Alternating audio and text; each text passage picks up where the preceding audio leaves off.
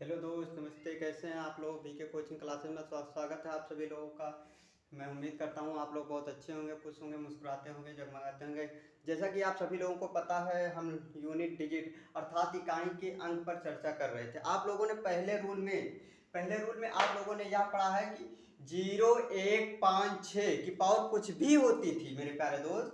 0 1 5 6 की पावर कुछ भी होती थी, आप लोग वही इकाई का अंक मान लेते थे।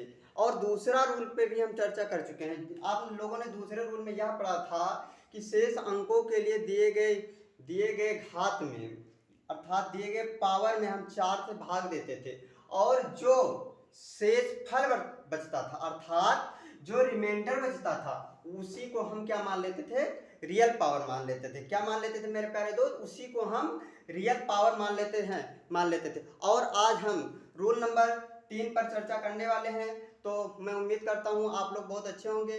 अगर आप लोगों को वीडियो या अच्छा लगेगा तो आप लोग प्लीज़ इसे लाइक कीजिएगा, शेयर कीजिएगा, सब्सक्राइब कीजिएगा और मुझे कमेंट करके ज़रूर बताइएगा। चलिए ठीक है, हम देर ना करते हुए आप लोगों के सामने रूल नंबर 3 पर चर्चा करने वाले हैं। प्लीज़ चलिए ठीक है, देखिए रूल नंबर 3 यूनिट डिजिट में रूल नंबर 3 आप लोग लिखिएगा। 4 से भाग देने पर 4 से भाग देने पर 4 से भाग देने पर यदि शेषफल 0 आता है, 4 से भाग देने पर यदि शेषफल 0 आता है, 4 से भाग देने पर यदि शेषफल 0 आता है तो 4 से भाग देने पर यदि शेषफल 0 आता है तो उससे पावर के रूप में 4 मान दिया जाता है। यदि 4 से भाग देने पर यदि किसी पावर में 4 से भाग देने पर यदि शेषफल 0 आता है तो उसे 4 के रूप में मान दिया जाता है। तो उस पावर को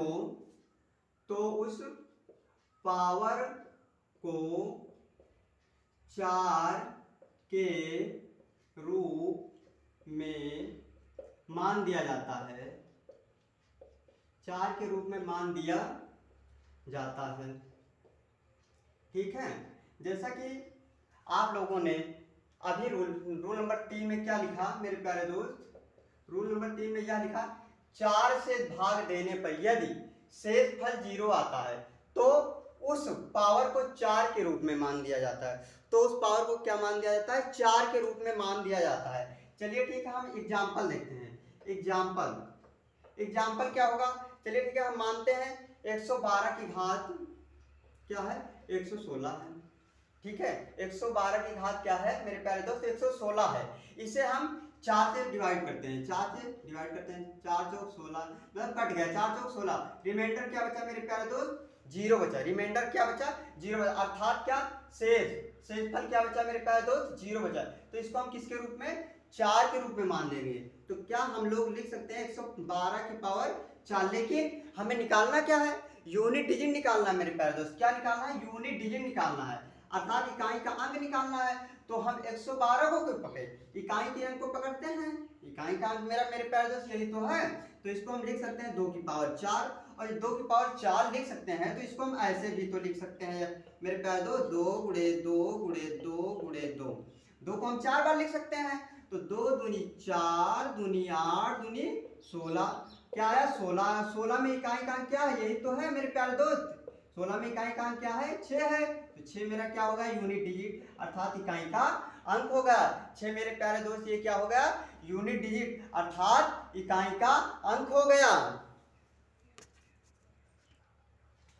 तो मेरे प्यारे दोस्त, जैसा कि आप लोगों ने देखा मेरा आंसर जो है 6 आ गया। लेकिन आप लोगों ने ये भी सोचा होगा कि यदि हमने जो है इसे भाग दिया 4 से और रिमाइंडर जो है 0 आया तो हमने इसको 4 के रूप में क्यों मान दिया? हमने इसको 4 के रूप में मान क्यों दिया? आप लोगों के दिमाग में तो ये सवाल उठा ही होगा। तो चलिए ठीक है, आप लोग नोट लिख सकते हैं। आप लोग एक नोट लिख लीजिएगा। नोट क्या है? नोट लिख लीजिएगा। हर चौथे टर्म्स के बाद, हर चौथे टर्म्स के बाद, हर चौथे टर्म्स के बाद यूनिट डिजिट अर्थात इकाई के अंक का रिपीटेशन होता है। हर चौथे टर्म्स के बाद यूनिट डिजिट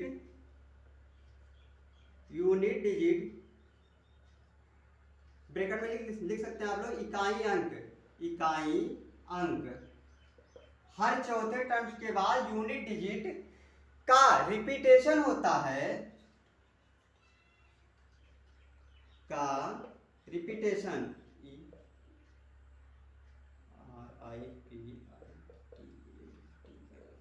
रिपीटेशन होता है।